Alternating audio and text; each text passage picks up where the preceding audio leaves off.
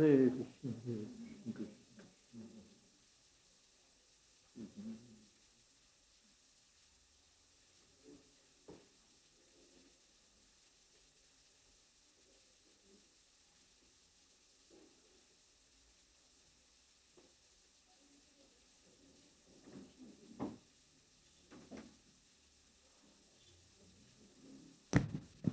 Hare Krishna. So it's Krishna book, chapter 8.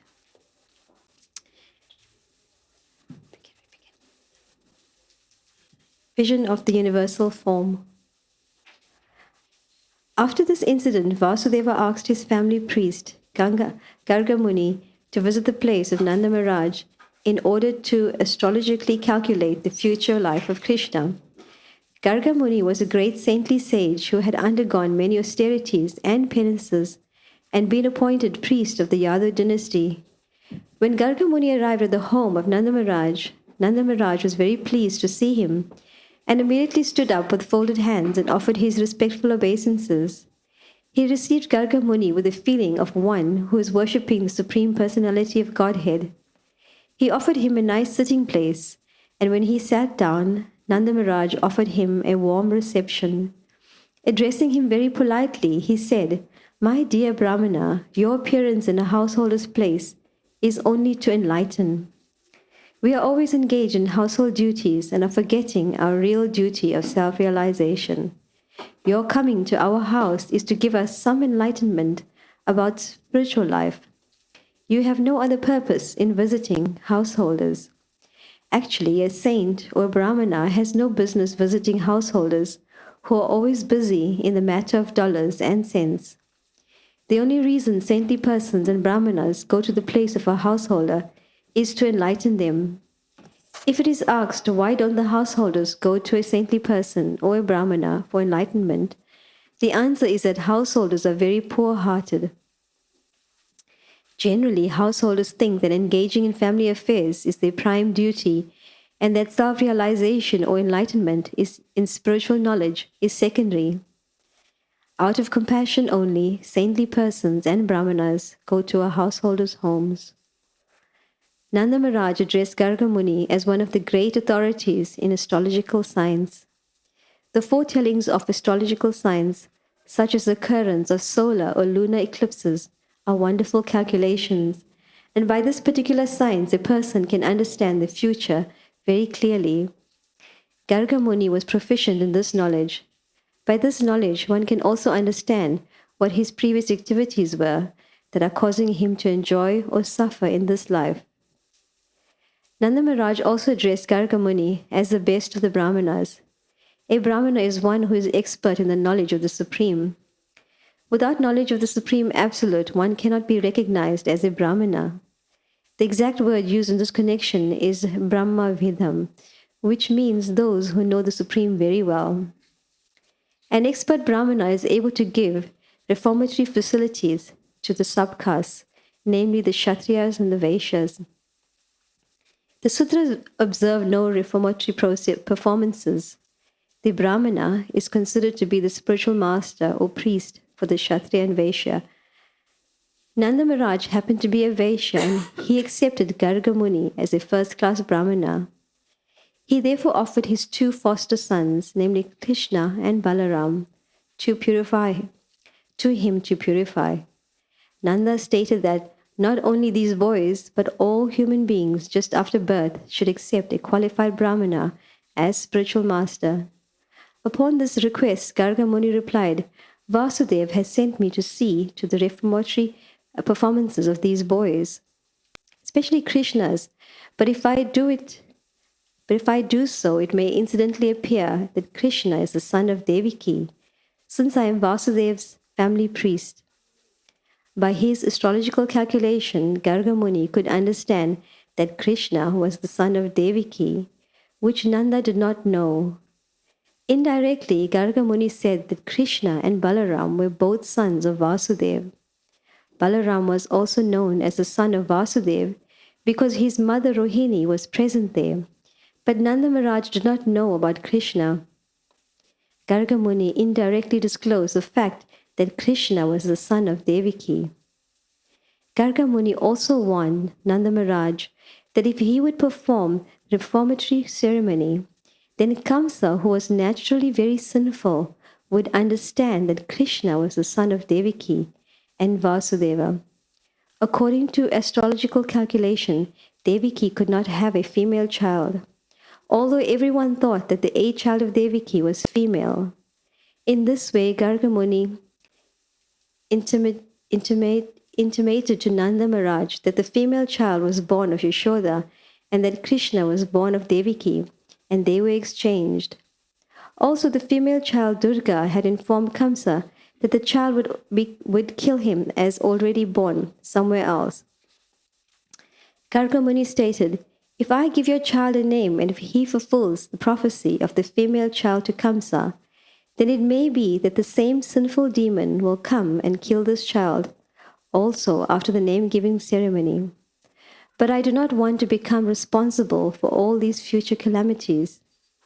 On hearing the words of Garga Muni, Nanda Maharaj said, "If there is such a danger, then it is better not to plan any gorgeous name-giving ceremony. It would be better for you to simply chant the Vedic hymns and perform the purificatory process. We belong to the twice-born caste, and I am taking this opportunity of your presence. So please perform the name-giving ceremony without external pomp." Nanda Maharaj wanted to keep the name-giving ceremony a secret and yet take advantage of Garga Muni's performing the ceremony. When Garga Muni was so eagerly requested by Nanda Maharaj, he performed the name-giving ceremony as secretly as possible in the cowshed of Nanda Maharaj. He informed Nanda Maharaj that the son of Rohini would be very pleasing to his family members and relatives and therefore would be called Rama. In the future, he would be extraordinarily strong and therefore would be called Baladev. Garga Muni said further, "Because your family and the family of the Yadus are so intimately connected and attracted, his name will also be Sankarshan." This means that Garga Muni awarded 3 names to the son of Rohini, namely Balaram, Sankarshan, and Baladev. But he carefully did not disclose the fact that Balaram had also appeared in the womb of Devaki and was subsequently transferred to the womb of Rohini. Krishna and Balaram are real brothers, being originally the sons of Devaki. Garga Muni then informed Nanda Maharaj, "As far as your son is concerned, this child has taken different bodily complexions in different yugas, that is millennia. First of all, he assumed the color white, then the color red, and then the color yellow, and now he has assumed the color black. Besides that, he was formerly the son of Vasudeva. Therefore, his name should be Vasudev as well as Krishna. Some people will call him Krishna, and some will call him Vasudev. But one thing you must know, this son has had many, many other names and activities due to his different pastimes." Garga Muni further hinted to Nanda Maharaj that his son would also be called Giridhari because of his uncommon pastime of lifting Govardhan hill. Since Garga Muni was an astrologer, he could understand everything, past and future, and thus he said, "I know everything about his activities and names, but others do not know. This child will be very pleasing to all the cowherd men and cows. Being very popular in Vrindavan, he will be the cause of all good fortune for you. Because of his presence, you will overcome all kinds of material calamities despite opposing elements." Garga Muni continued to say, "My dear king of Raja, in his previous births, this child many times protected righteous persons from the hands of rogues and thieves whenever there was a political disruption. Your child is so powerful that anyone who will become a devotee of your boy will never be troubled by enemies. Just as demigods are always protected by Lord Vishnu, the devotees of your child will always be protected by Narayana, the Supreme Personality of Godhead. This child will grow in power, beauty, opulence, in everything on the level of Narayan, the Supreme Personality of Godhead. Therefore, I would advise that you protect him very carefully so that he may grow without disturbance. In other words, Garga Muni informed Nanda Maharaj that because he was a great devotee of Lord Narayan, the Lord had given him a son equal to himself. At the same time, Garga Muni indicated that this son would be disturbed by so many demons and that Nanda should therefore be careful and protect him. In this way, Garga Muni convinced Nanda Maharaj that Narayan himself had become his son. In various ways, he described the transcendental qualities of his son. After giving this information, Garga Muni returned to his home. Nanda Maharaj began to think of himself as the most fortunate person, and he was very satisfied to receive such a benediction in this way. A short time after this incident, both Balaram and Krishna began to crawl on their hands and knees. When they were crawling like that, they pleased their mothers. The bells tied to their waist and ankle sounded fascinating, and they would move around very pleasingly. Sometimes, just like ordinary children, they would be frightened by others and would immediately hurry to their mothers for protection. Sometimes they would fall into the clay and the mud of Vrindavan and would approach their mothers smeared with clay and saffron.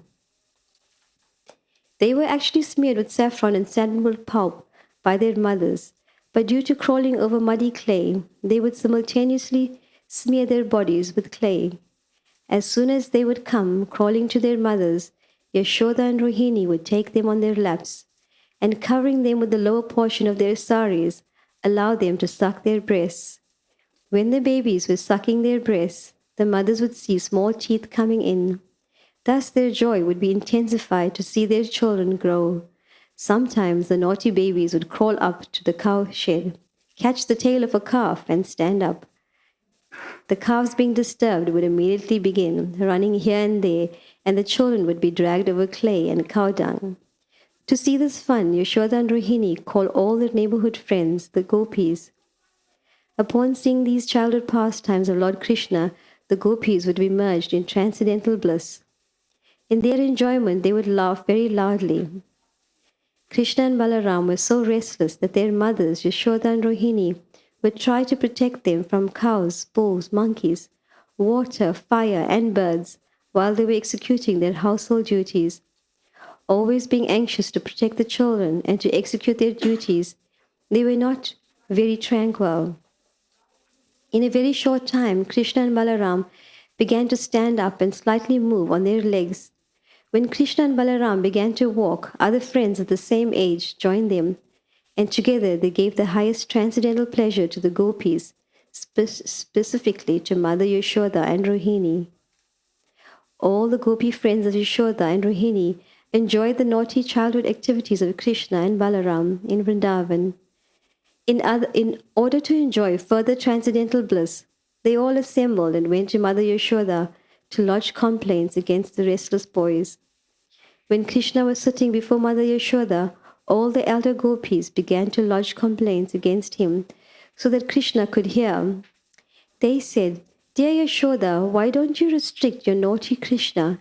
He comes to our houses along with Balaram every morning and evening, and before the milking of the cows, they let loose the calves, and the calves drink all the milk of the cows. So when we go to milk the cows, we find no milk, and we have to return with empty pots. If we warn Krishna and Balaram about doing this, they simply smile so charmingly that we cannot do anything. Also, your Krishna and Balaram find great pleasure in stealing our stock of yogurt and butter from wherever we keep it. When Krishna and Balaram are caught stealing the yogurt and butter, they say, 'Why do you charge us with stealing? Do you think that butter and yogurt are in scarcity in our house?' Sometimes they steal butter, yogurt, and milk and distribute them to the monkeys. When the monkeys are well fed and do not take any more, then your boys chide, 'This milk and butter and yogurt are useless.' Even the monkeys won't take it, and they break the pots and throw them hither and thither. If we keep our stock of yogurt, butter, and milk in a solitary dark place, your Krishna and Balaram find it in the darkness by the glaring effulgence of the ornaments and jewels on their bodies.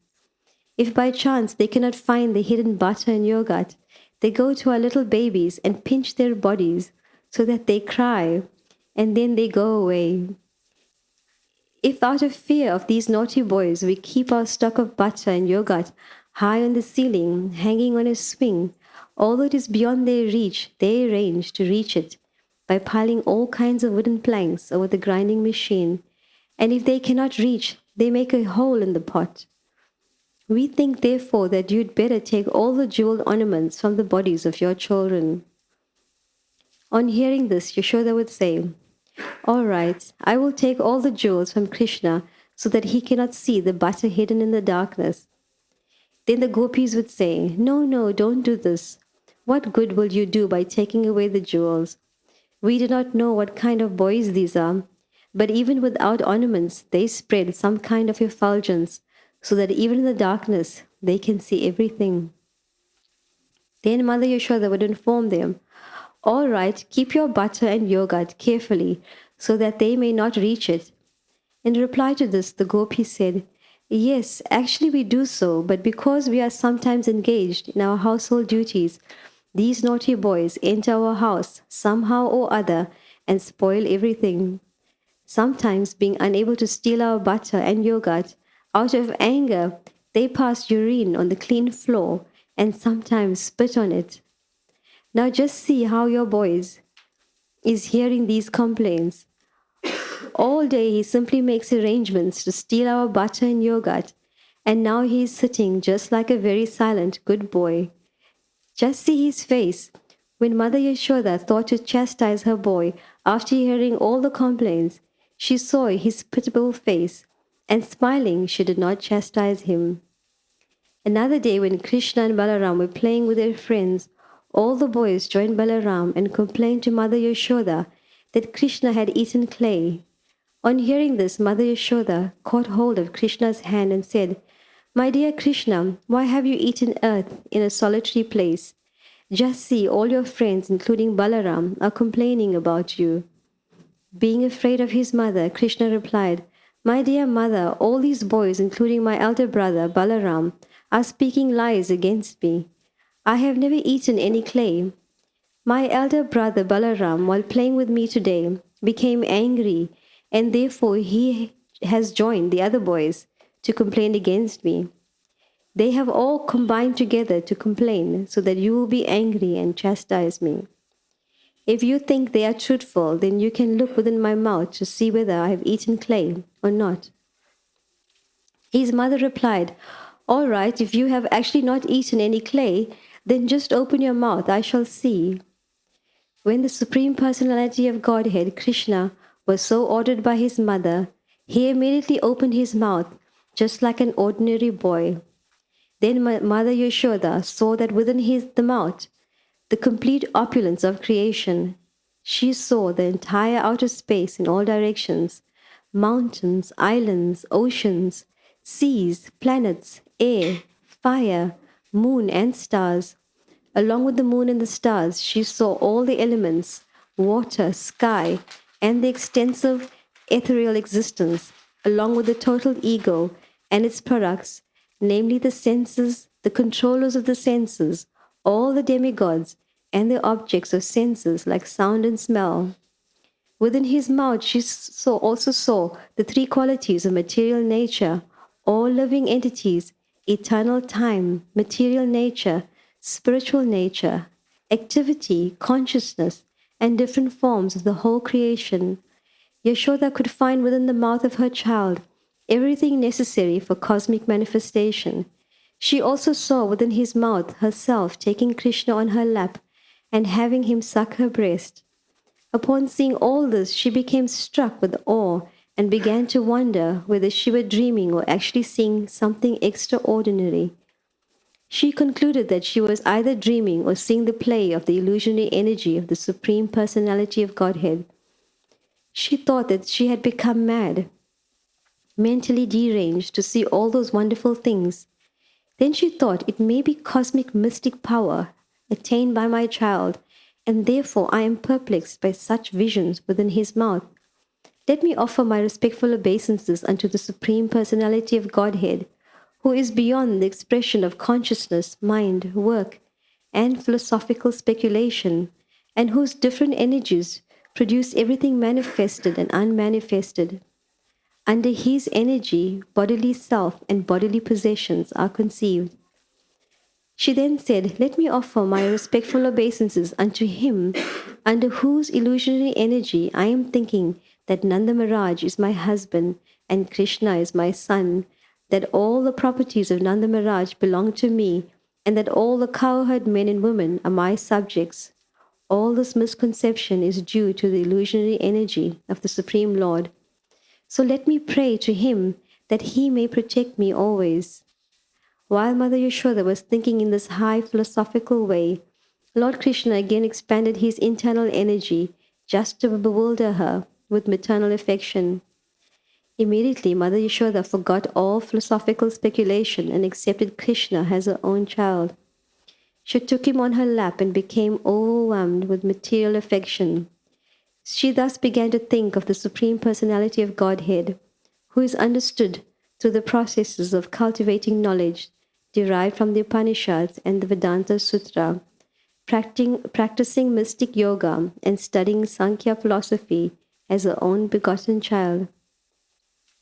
Certainly, Mother Yashoda had executed many pious activities, as a result of which she got the absolute truth, the Supreme Personality of Godhead, as her son, who sucked milk from her breast. Similarly, Nanda Maharaj also must have performed many great sacrifices and pious activities for Lord Krishna to become his son and address him as father. But it is surprising that Vasudeva and Devaki did not enjoy the transcendental bliss of Krishna's childhood pastimes, although Krishna was their real son. The childhood pastimes of Krishna are glorified even today by many sages and saintly persons, but Vasudeva and Devaki could not enjoy such childhood pastimes personally. The reason for this was explained by Sukadeva Goswami to Maharaj Pariksit as follows. When the best of the Vasus, named Drona, and his wife Dhara were ordered to increase progeny by Lord Brahma, they said unto him, "Dear father, we are seeking your benediction. When we take birth again within the universe, may the Supreme Lord Krishna, in his most attractive feature of childhood, absorb our whole attention. May our dealings with him be so powerful that simply by hearing of these childhood activities of his, anyone will very easily cross over the nescence of birth and death." Lord Brahma agreed to give them the benediction, and as a result, the same Drona appeared as Nanda Maharaj in Vrindavan, and the same Dhara appeared as Mother Yashoda, the wife of Nanda Maharaj. In this way, Nanda Maharaj and his wife, Mother Yashoda, developed their unalloyed devotion for the Supreme Personality of Godhead, having gotten him as their son. And all the gopis and cowherd men who were associates of Krishna naturally developed their own different feelings of love for Krishna. Therefore, just to fulfill the benediction of Lord Brahma, Lord Krishna appeared along with his plenary expansion, Balaram, and performed all kinds of childhood pastimes in order to increase the transcendental pleasure of all the residents of Vrindavan. Thus ends the Bhaktivedanta purport of the 8th chapter of Krishna, Vision of the Universal Form.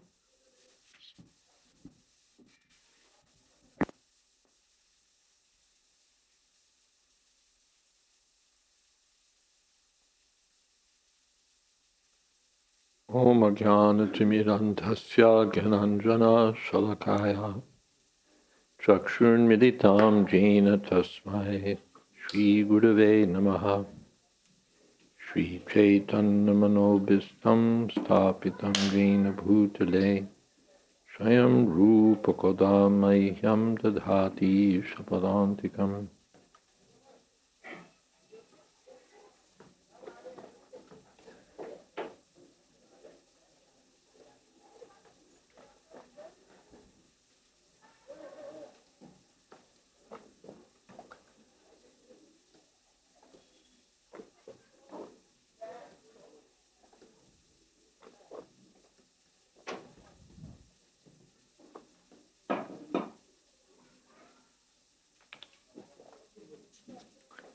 Vandeham Shri Guru Shri Jatapadakamalang Shri Gurun Vaishnavamscha Shri Rupam Shagrajatam Sahagana Raganatan Vitam Stam Sajivam Sadvaitam Savadhutam Parijana Sahitam Krishna Chaitanya Devam Shri Radha Krishna Padan Sahagana Lolita Sri Vishakhan Vitamscha He Krishna Karuna Sindho Dinabandho Jagatpate Gopesha Gopika Kanta Radha Kanta Namostute Tapta Kamshana Gaurangi Radhe Vrindavaneshwari Prishabhanu Sute Devi Pranamami Hori Priye Vancha Kolpatarubhyascha Kripa Sindho Bhyevacha Patitanam Pavanebhyo Vaishnavebhyo Namo Namaha Shri Krishna Chaitanya Prabhu Nityananda Shri Advaita Gadadhar Shivasadi Gaur Bhaktarinda Hare Krishna Krishna Krishna Hare Hare Hare Rama Rama Rama Hare Hare.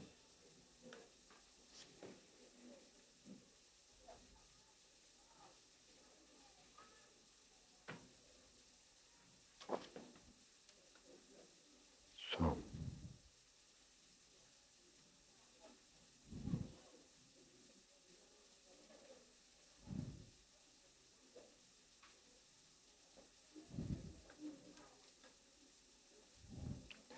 the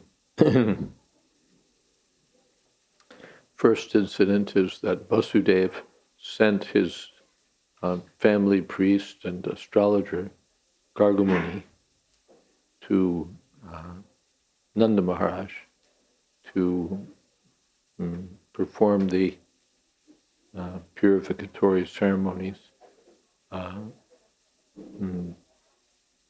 the name-giving ceremony of Krishna and Balaram. These Gargamuni was a learned Brahmin. The Brahmins used to know the science of the absolute truth. They would also know astrology. They would also know medicine. So when they would travel to the houses of the householders could take advantage of all these services at no charge. And the Brahmins would, the householders would give some contribution. This way the Brahmins would carry on. And the Nanda Maharaj received him as if receiving the Supreme Personality of Godhead with great respect. And Prabhupada asks, why is it that the Brahmins would visit the houses of the householders? And it's because the householders don't go to seek spiritual messages from the Brahmins. The Brahmins have to go out and deliver.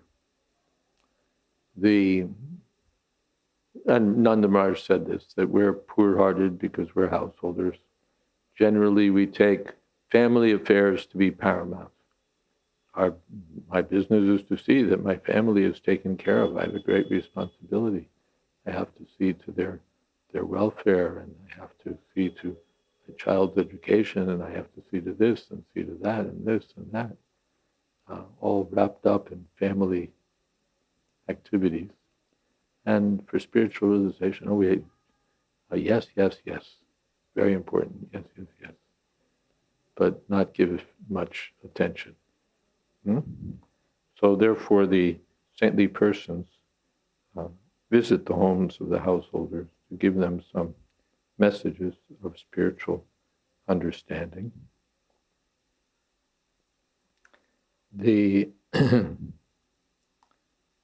So the Gargamuni was a great astrologer.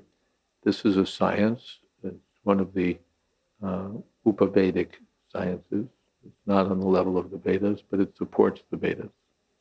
For the Vedic sacrifices, you have to do everything at the right time.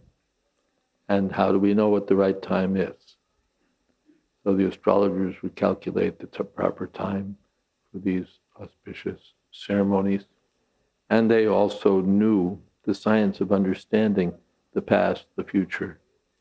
They would be consulted for especially marriage calculations, and they would be consulted on at birth ceremonies. At the birth ceremony, they would foretell. They might tell something about the past of the child, and they would tell something of the child's future activities, and they would give an auspicious, usually auspicious, name for the child. So it's a great science. At the present moment, science may not be quite so well understood. Astrologers are of various degrees of capability.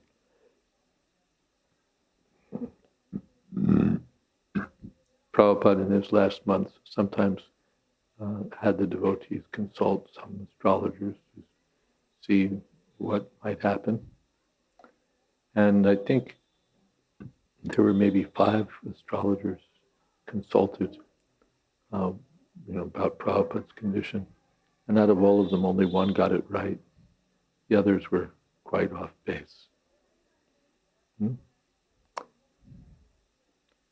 one who was right was exactly right, but the others were quite wrong. But it's a science, and one who knows the science well can understand past, present, and future.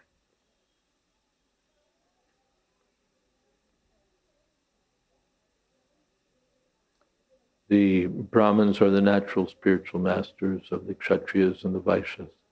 Shudras don't need any purificatory ceremonies. They're not up to it.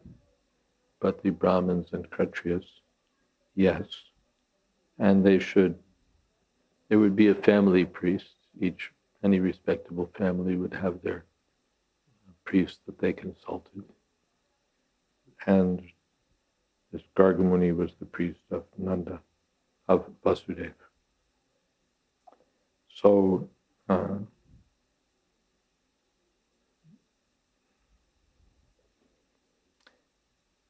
Gargamuni was asked to perform these ceremonies, but he told Nanda Maharaj that if I do it,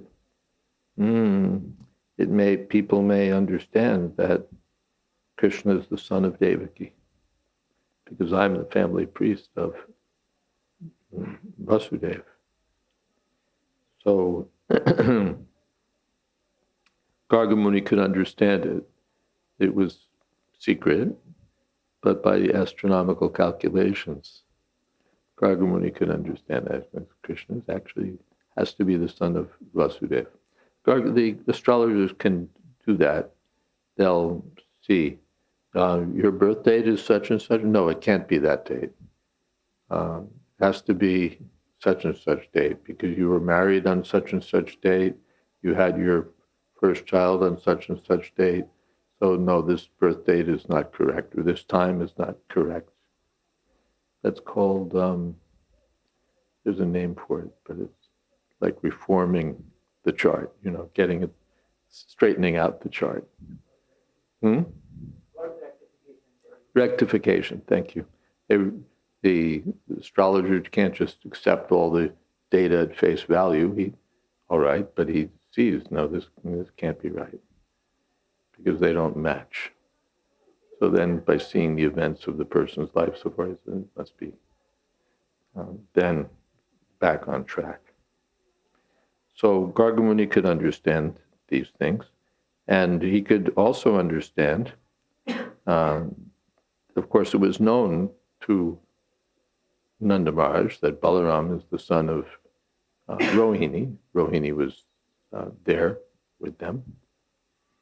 But he didn't know that Balaram was also the son of Devaki, because he'd been transferred from the womb of Devaki to the womb of Rohini. That we heard in the first chapter. So Gargamuni knew that, Nanda Maharaj didn't. But indirectly, Gargamuni indicated that both Balaram and Krishna were sons of Vasudeva.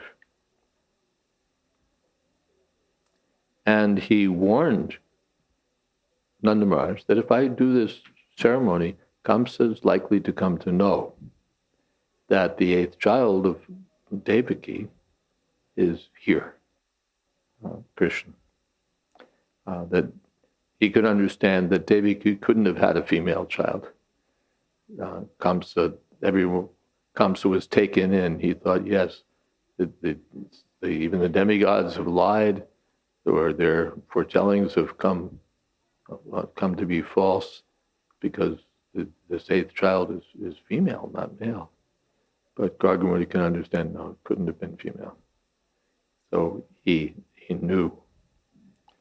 So he knew that the female child had been born of Yashoda and the male child of Devaki, and the switch had been taken place.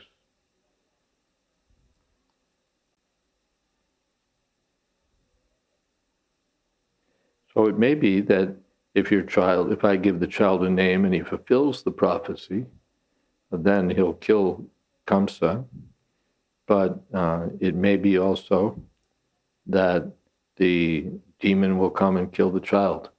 He'll come to know this is the eighth child, and I don't want to be responsible. So Nanda Maharaj was still very eager to have Gargamuni perform this auspicious function. So he proposed that let's just do it in a secret place then. Let's not abandon the ceremony. And so you can do this without external pomp, without a lot of tarak barak, they say, without a lot of, is that the expression, tarak barak? Yeah. Without a lot of pomp and show. Just secretly. And so the ceremony was performed in the cowshed. Yes. So then he began disclosing that this son of Rohini will be very pleasing to his family members. So he'll be called Ram, and he'll be very powerful. So he'll be called Baladev. And because there's an intimate connection between your family and the Yadu family, he'll be called Sankarshan. Sankarshan means pulling together, attracting. So he gave three names: Balaram, Sankarshan, and Baladev. But he didn't disclose that Balaram had been transferred from the womb of Devaki. Then he told about Krishna, first about Krishna's past lives.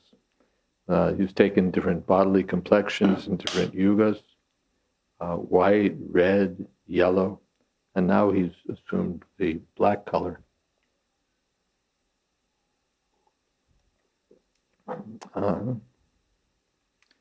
This verse is important. It indicates the identity of the Yuga avatars. And from this description, Sanatana Goswami could understand that, he asked, Chaitanya Mahaprabhu was describing the various expansions of the Lord, various incarnations of the Lord, Manvantara avatars, Leela avatars, Purusha avatars, Guna avatars. So when he came to Yuga avatars, he described everything. And when he described the Yuga avatars, Sanatana Goswami could understand that that's you. You're that yellow incarnation. Black incarnation we know is Krishna, white and red incarnations have appeared. So you must be that yellow or golden incarnation. Chaitanya Mahaprabhu said, don't be tricky, let's go on and talk about the Manvantara avatars.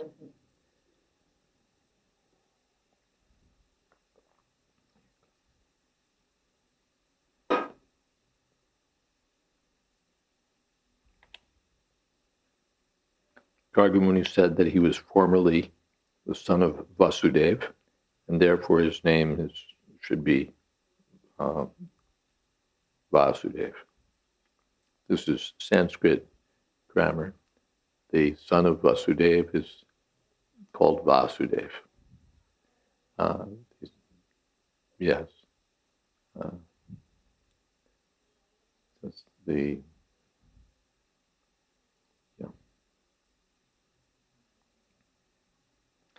Some people will call him Krishna, some will call him Vasudeva.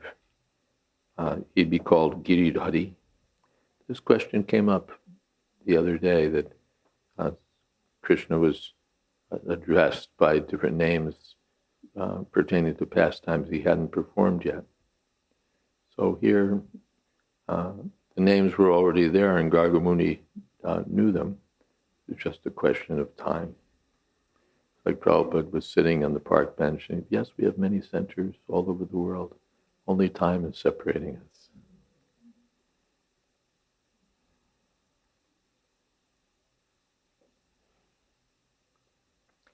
And he'll be very popular in Vrindavan. He'll bring you all good fortune and you'll overcome all material calamities. In his past births, he protected many righteous persons from the hands of rogues and thieves. And he's so powerful that anyone who takes shelter of him will be beyond trouble from enemies. As Lord Vishnu protects the demigods, your son will protect his devotees, like Narayan. He'll be just like Narayan in protecting his devotees. So Nanda Maharaj could understand in this way that practically my son is Narayan, or he's on the same level as Narayan. But then Gargamuni advised you should protect him very carefully. What, I'm a coward man, I'm going to protect Narayan, the Supreme Personality of Godhead? Yes, you have to do it very carefully. These are the actions of Yoga Maya. Why do I have to protect Narayan? He should protect me. But Gargamuni, no, therefore Gargamuni is also said to have that mood of parental love.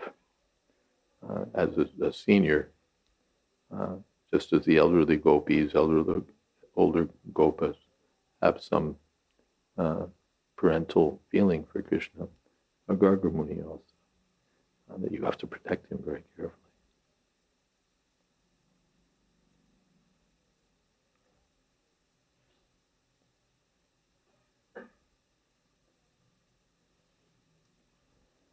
So that was the name-giving ceremony, and Nanda Maharaj thought that he was very fortunate to have such a son. And then we hear about Krishna's pastimes, Krishna and Balaram, as babies. They began to crawl on their hands and knees, and they had bells tied to their waists and their ankles, and the bells made a fascinating sound. This is how it is. The parents are fascinated by the child. Oh, see how he's moving, see how he's walking, see how he's trying to speak. See, they become fascinated by all these things. And this is Maya.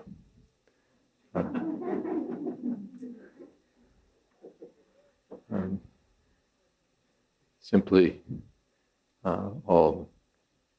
this is my child, and fascinated by the body.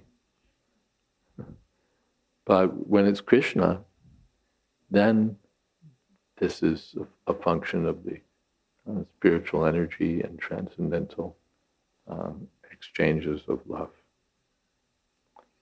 So sometimes they'd fall into the clay and mud, and they'd be approach their mothers all. It's like kids, they go play and then they come back home and they're all grimy and full of who knows what, stickers from the sticker bushes and mud and whatever. And they, mothers have to clean them up.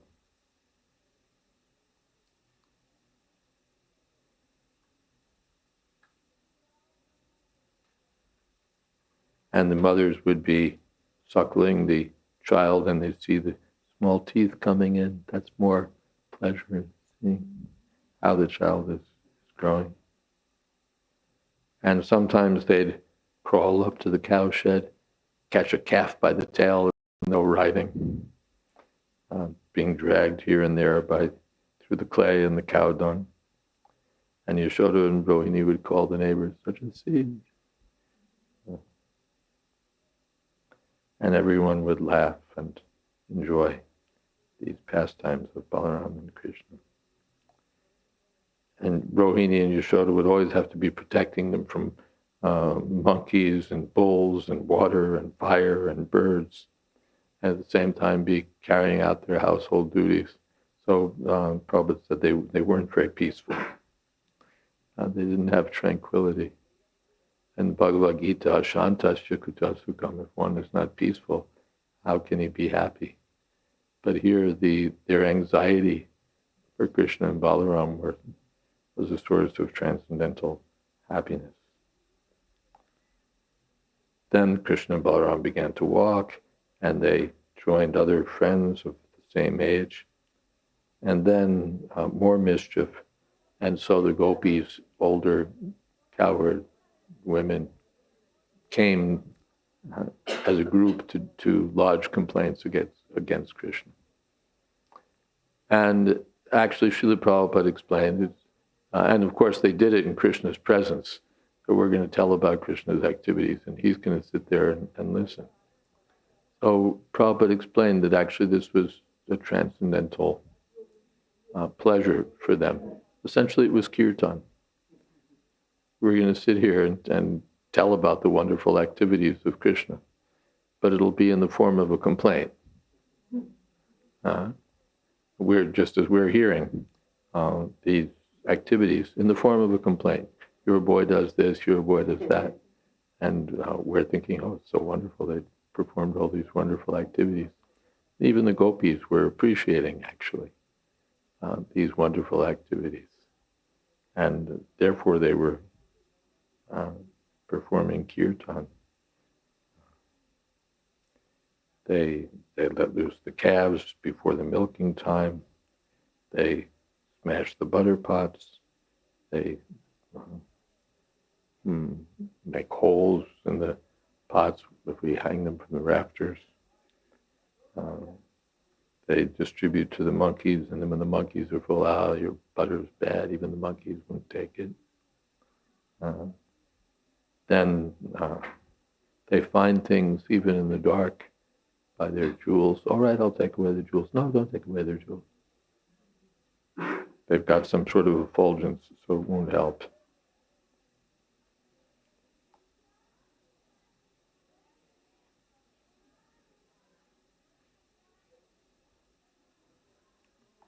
So in this way, all these things are going on. And Yashoda would see the face of Krishna, and Krishna would be sitting there just like a good boy, and also the boy that you wouldn't want to punish. So she would just look at the boy and melt.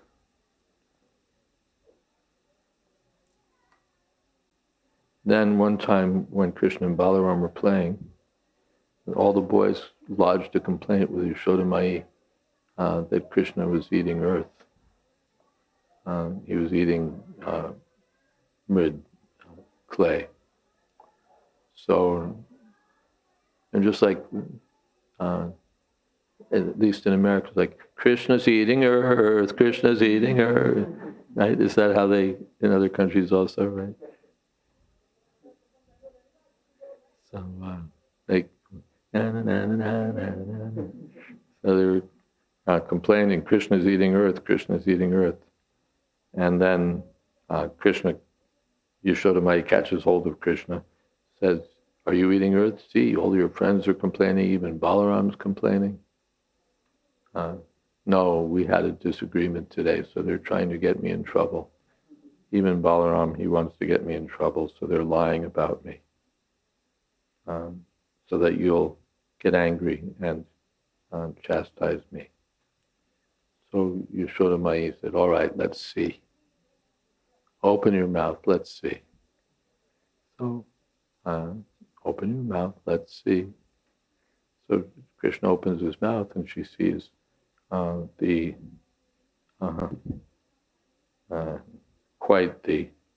opulence of creation. She sees outer space, all the directions, mountains, islands, oceans, seas, planets, air, fire, the moon, the stars, and the elements, up through ether, ego, the senses, basically all the categories of Sankhya philosophy, the sense objects, the senses, the mind, the ego, the material, gross elements, subtle elements. She sees everything within the mouth of Krishna. She sees the demigods, the three modes of nature. She saw time. She saw all living entities. Everything. And she saw herself there taking Krishna on her lap and Krishna sucking her breast. So she began to wonder, am I dreaming? Or actually seeing this? Then she thought it must be the arrangement of God's illusory energy. That must be the explanation.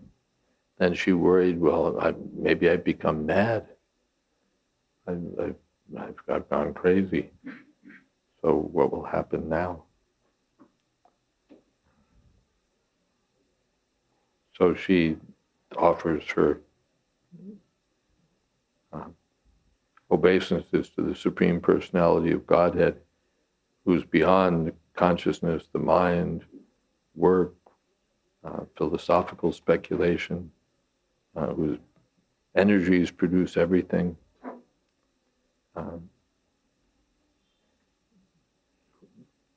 And let me offer my respects to his God's illusory energy, by whose power I'm thinking that, let me offer my respects to the Lord, whose illusory energy makes me think that I'm the queen of Braja, that Nanda Maharaj is my husband, that everything here belongs to me, these people are my subjects.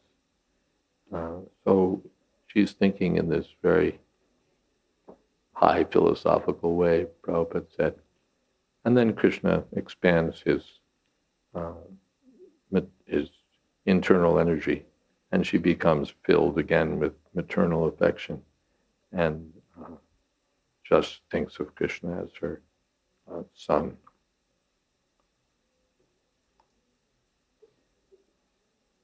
So certainly she and Nanda Maharaj must have performed so many pious activities. But how is it that Devaki and Vasudeva couldn't enjoy these childhood activities? Then Shukadeva Goswami explains that the Vasus, Drona, and Tara, his wife, ordered to create progeny by Lord Brahma, prayed for blessings to be absorbed in love for Krishna. And so Drona appeared as Nanda Maharaj and Tara as Yashoda. One might ask how it is that the eternal mother and father of Krishna underwent these austerities to become the parents of Krishna. We've heard that they're always Krishna's parents. So how could they have become Krishna's parents? By performing austerities. Jiva Goswami explains this. Now I have to get it right, it's a little complicated, but basically an expansion of the original Nanda and Maharaj and Yashoda from Vrindavan appear as portions appear as Drona and Tara. Drona and Tara perform austerities and penances. And then when the show is over, they merge back into their source, into Nanda Yashoda. Okay, are there some comments or questions? Yes.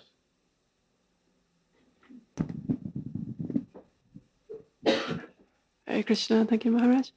I was wondering if you get your astrological chart read and something is deemed inauspicious coming up in the near future, should we take that seriously, or can we change the circumstances if we're chanting Hare Krishna? If there's something inauspicious in your chart, should you take it seriously? Is there something you should do? The first thing is there's charts and there's charts, as I mentioned before. During Kartik, there was some fellow sitting out here on the road behind Krishna Balaram, behind the MBT, in front of the MBT. I'm sure he must be the best astrologer in all of UP. So that's one thing. We never know how good these people are, or not so good they might be. And another thing is, yes, by devotional service, one time Giriraj Maharaj went to make members in Bombay, and one prospective member, I think, was also an astrologer, among other things. And so he wanted to read the palms of the devotees. So he read Giriraj Maharaj's palm and said that in the future he would leave Krishna consciousness. So Giriraj Maharaj was quite disturbed. And then he later went to Prabhupada and said, this is what the palmist has said. And Prabhupada said, by 3 claps before the deities, all the lines in your hands change. So the devotee is under the protection of Krishna. Someplace in the prayers of Prahlad Maharaj, maybe somebody remembers, says that like in the devotee's chart, the Krishna planet is in every house. So in that way, the devotee is protected. Another thing is that for the devotee, everything becomes auspicious. If you read the chart of Yudhisthira Maharaj, you'd find that he was destined to lose his kingdom and be banished to the forest for 14 years, and all of that. That is so many things you find. But that's all auspicious because it comes because he comes within the protection of Krishna. What's inauspicious can become auspicious. Shall I tell you some of the inauspicious things in my chart?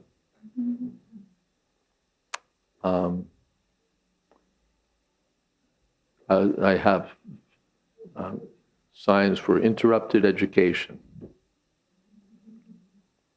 So I left school and joined the Hare Krishna movement.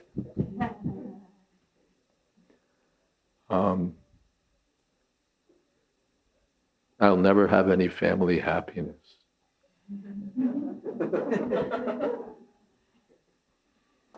And I'll never be blessed to live at home. So in someone's chart, this is very auspicious. No family happiness, never be able to live at home, all of that. But for a devotee, it's very fortunate. Even I also was with Lokanath Maharaj on the Padayatra, and when we were in Allahabad, there was one member who was also a member of parliament, and his hobby was reading palms. So of course he had to read the palms of all the devotees. All right. And so he's dusting off the palms and reading. So he looked at my palm. He said, is your father still alive? I said, no. He said, did he leave you any money? I said, no. How are you living?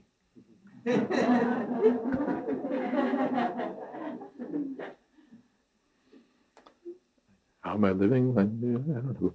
It's not a problem. Why? He said, you have a good brain, but you can never use it to make any money.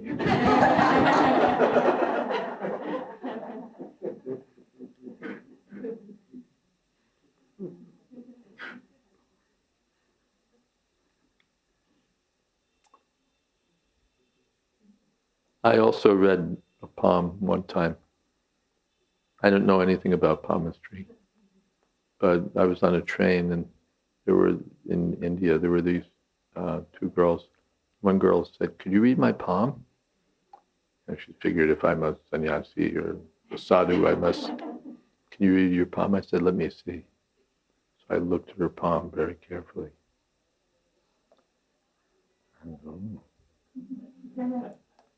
I can see from your palm that if you chant Hare Krishna, your life will be sublime.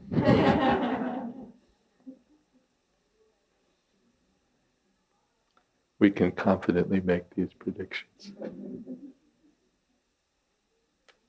Is that okay? Okay. Something else? Yes.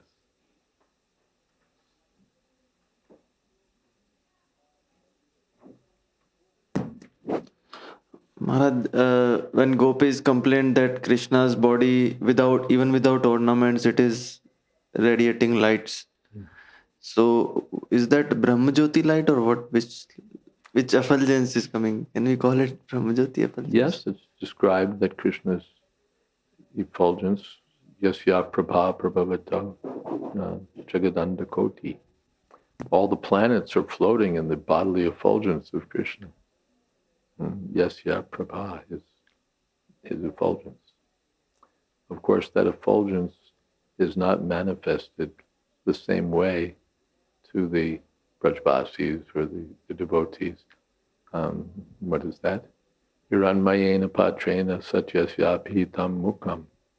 The Lord's form is concealed by that effulgence from the impersonalists. The impersonalists are very keen to reach the effulgence of Godhead, to merge with the absolute truth, the one supreme, undifferentiated absolute, which is essentially Krishna's Brahmajyoti effulgence. But the devotee prays, please remove that effulgence so that I can see your transcendental face, such as Vyapitam Mukham. So for the devotees, they don't see the glaring rays of the effulgence that pervades the universe. Everything's adjusted. They see a nice transcendental glow, maybe a little bright enough to steal yogurt and butter by when required.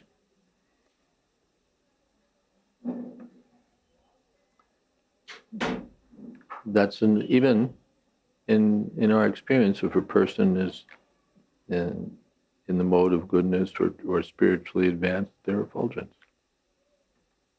They have, even and people who are like in ignorance, they have their own. They sort of broadcast this darkness or this, what should we say, this kind of ominous, dark energy. Not literally black, but they're surrounded by something, so that people, you don't have to be right there. I mean, they spread the fragrance of Jack Daniels.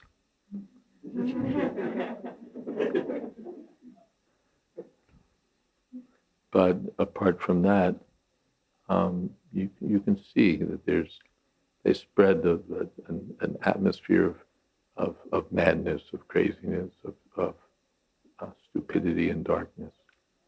And a saintly person will naturally be effulgent. And so many devotees and even non-devotees saw that Srila Prabhupada was conspicuously effulgent. Conspicuously, he glowed. I mean, not in a, what would you say? Not like a phosphorescent clock or something. But he was bright, effulgent. So Krishna also was effulgent in perfection as the Supreme Personality of Godhead. Okay. And from his effulgence, all the universes are in his effulgence, all the universes are found. That's special. Yes.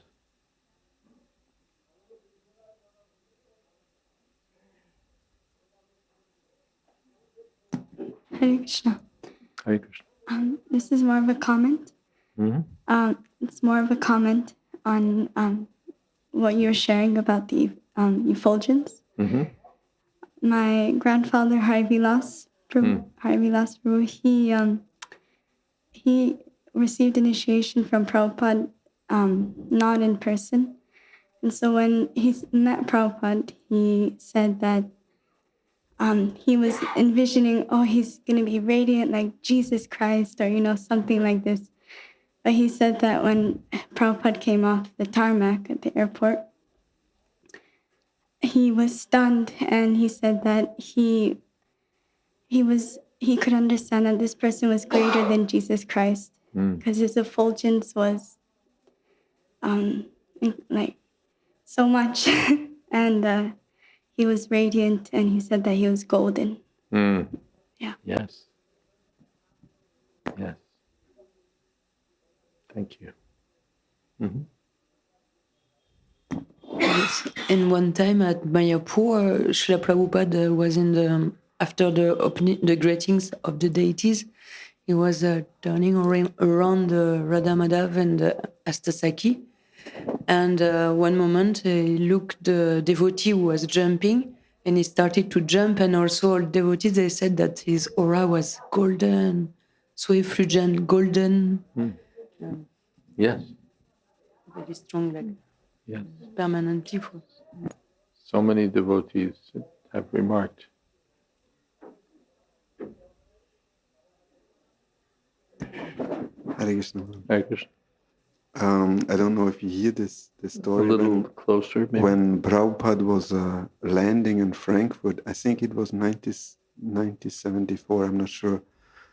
But there was also normal public people present there. I don't know if you hear the story. And when he came out from the airplane, and also this normal people, they described, and later on, that the whole airport was glowing. The whole airport. It was like the sun appeared. Yeah. The devotees saw it, but also normal public people as well. There's some story, I forget where. That man is glowing. With the policeman, I think. Policeman, right? Hey, that man is glowing. Shouting like, this man is glowing, this man is glowing. It was conspicuous. And at the same time natural. Just naturally effulgent.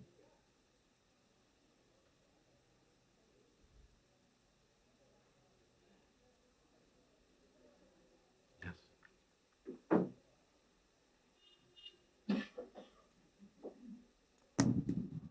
Hare Krishna Maharaj.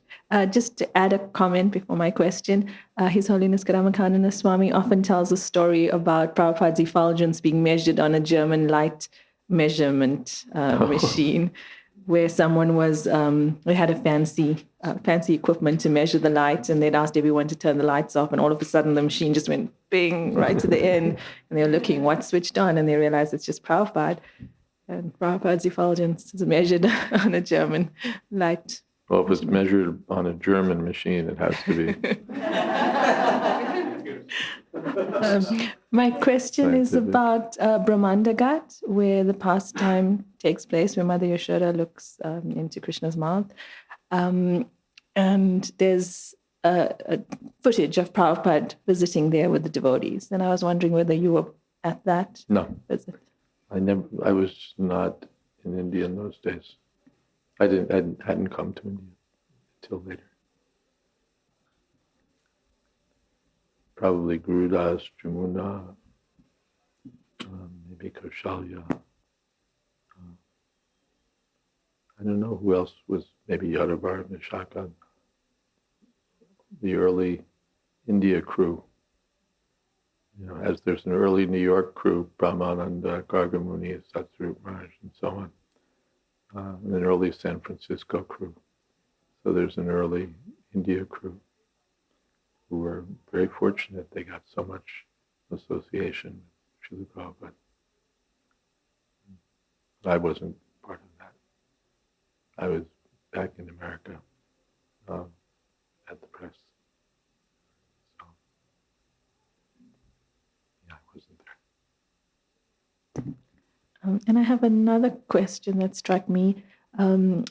They're doing this ceremony in secret, the naming ceremony, because you don't want Kamsa to know. But doesn't Kamsa already know because he's sending all these demons and they're finding Krishna and they're trying Yeah, to... he already knew, but it seemed that they were, of course, Gargamuni could have known that, I suppose, also, because he's supposed to be all-knowing. But at least, you know, we know what Krishna wants us to know. Even Prabhupada said that if I'd known that this Mr. Nair was such a cheater, I wouldn't have put money down for the land in Bombay. Said, so, you know, it was Krishna's trick. So, yeah, you could figure it out that they ought to have known because Kamsa did already know. But it was taken that he didn't know. And so we don't want him to find out. Just in international politics, sometimes we act in such a way as not to disclose what's going on.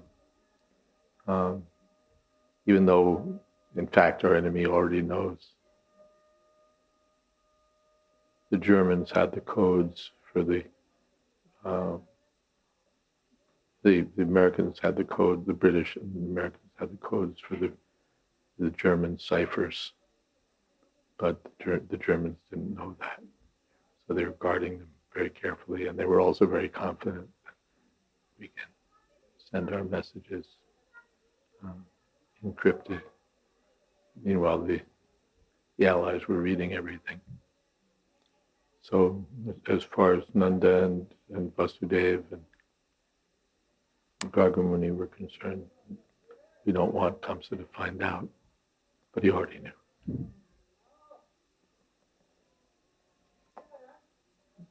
Anything else? Yes.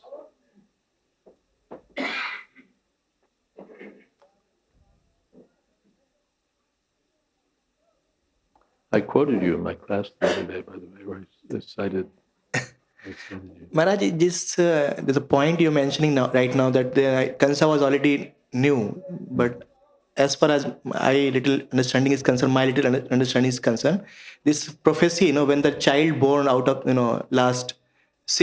declare this prophecy that, your killer has already been born, something.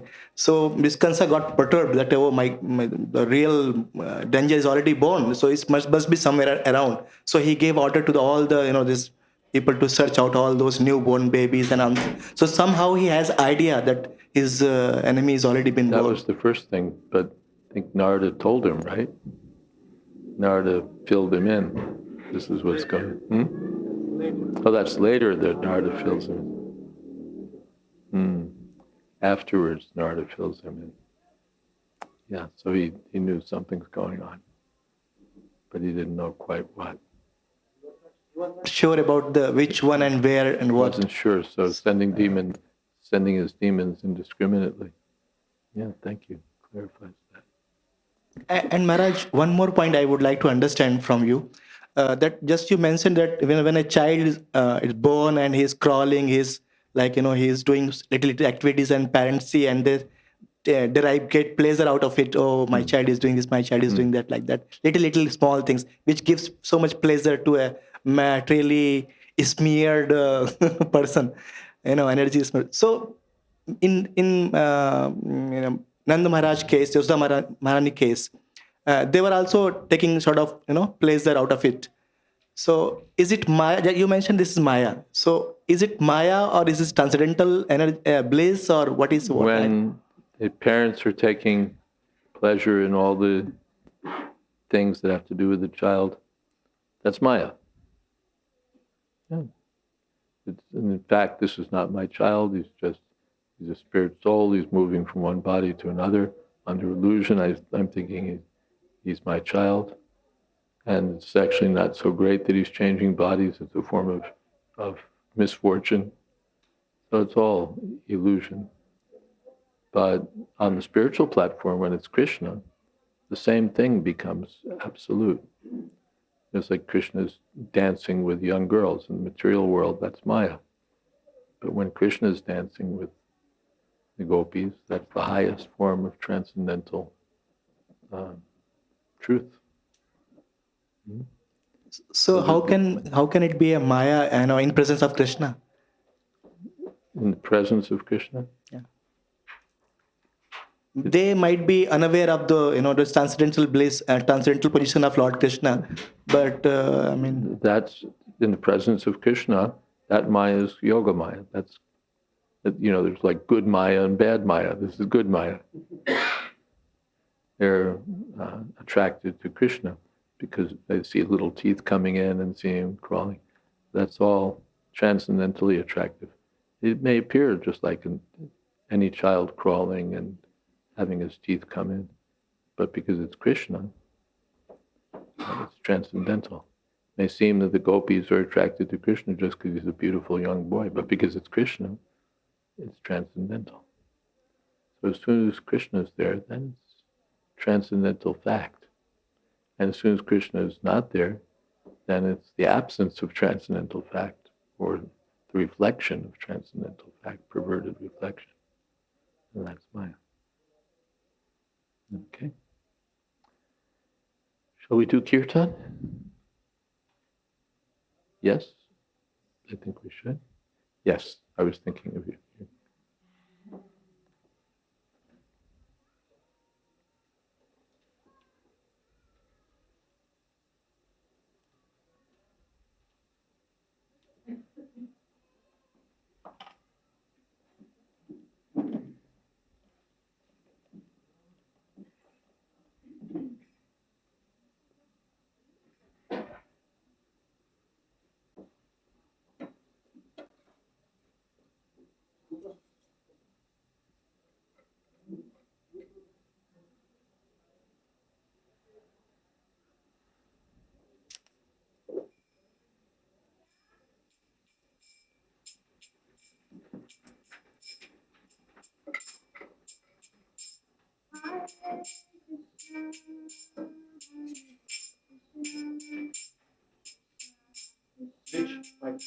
Hare Hare Hare Rama Hare Rama Rama Rama Hare Hare Hare Krishna, Hare Krishna.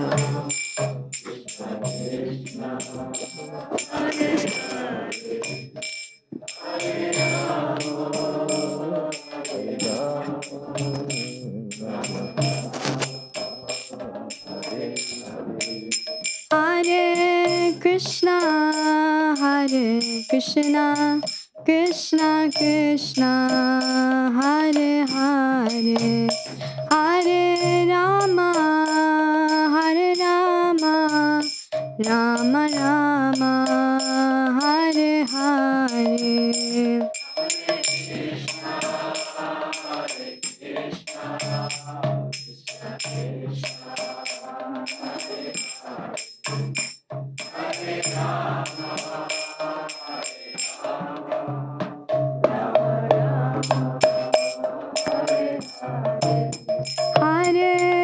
Krishna, Hare Krishna, Krishna Krishna, Hare Hare, Hare Rama, Hare Rama, Rama Rama, Hare Hare.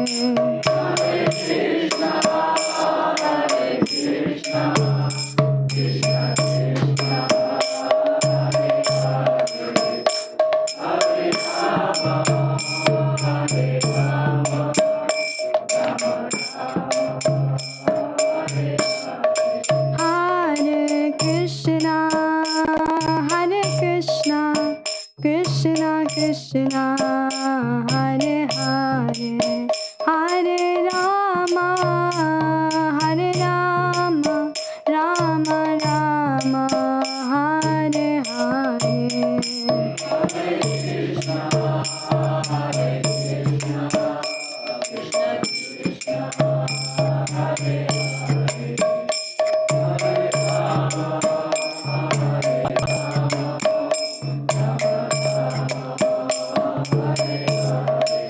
Hare Krishna, Hare Krishna, Krishna Krishna, Hare Hare, Hare Rama, Hare Rama, Rama Rama, Hare Hare, Hare.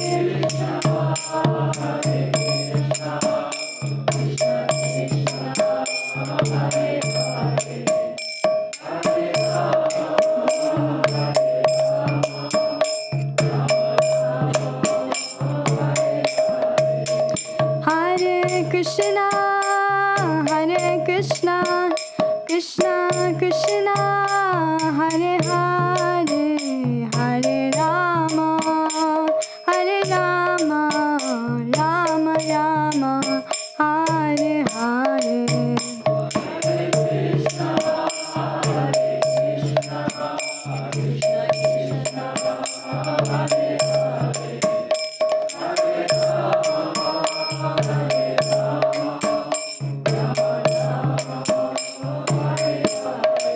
Hare Krishna, Hare Krishna, Krishna Krishna, Hare Hare, Hare Rama, Hare Rama, Rama Rama, Hare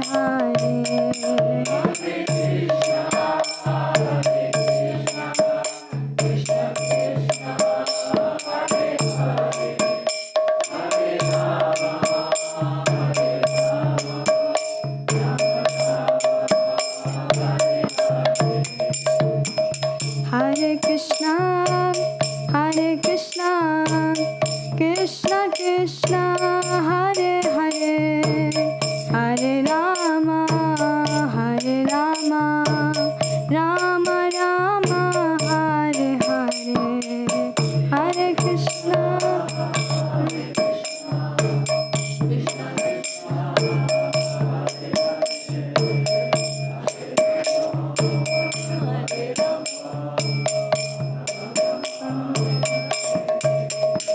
Hare Krishna, Hare Krishna, Krishna Krishna, Hare Hare, Hare Rama, Hare Rama, Rama Rama, Hare Hare.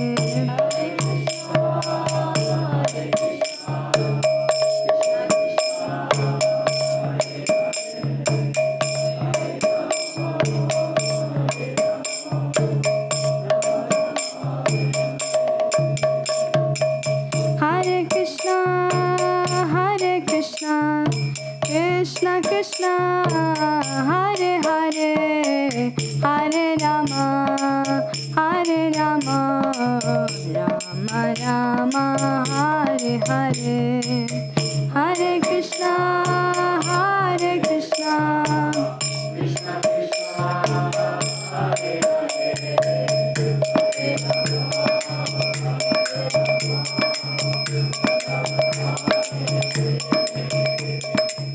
Hare Krishna, Hare Krishna, Krishna Krishna, Hare Hare,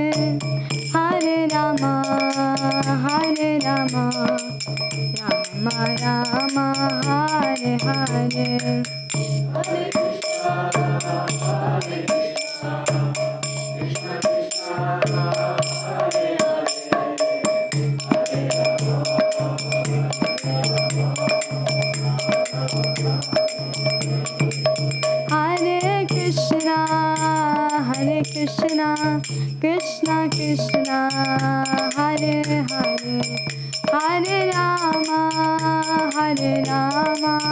Rama Rama Hare Hare Hare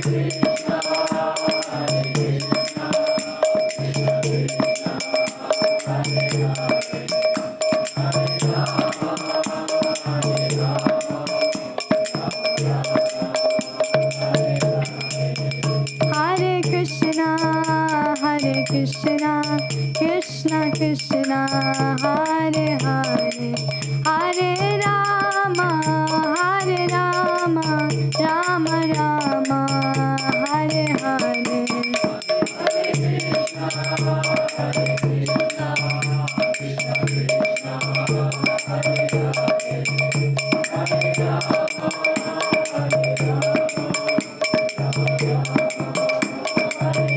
Nitai Gora Hari Bol Hari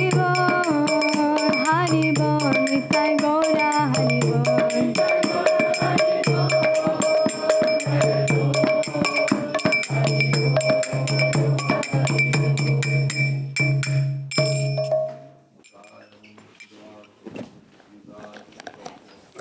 Ashtotar Sri Srimad A.C. Bhakti Vedanta Swami Maharaj Prabhupada Ki Jai. Ananta Koti Vaishnava Vrinda Ki Jai. Namacharya Sri Haridas Thakur Ki Jai.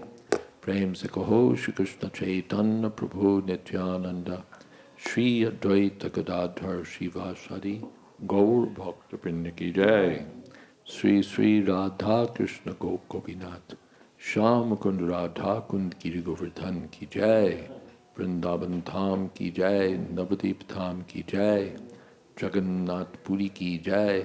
Gangamai Ki Jai. Jamunamai Ki Jai. Tulsi Devi Ki Jai. Bhakti Devi Ki Jai. Samaveta Bhakta Vrinda Ki Jai. All glories to the assembled devotees. All glories to the assembled devotees. All glories to the assembled devotees. Gaur Premanande Hari Hari Bol.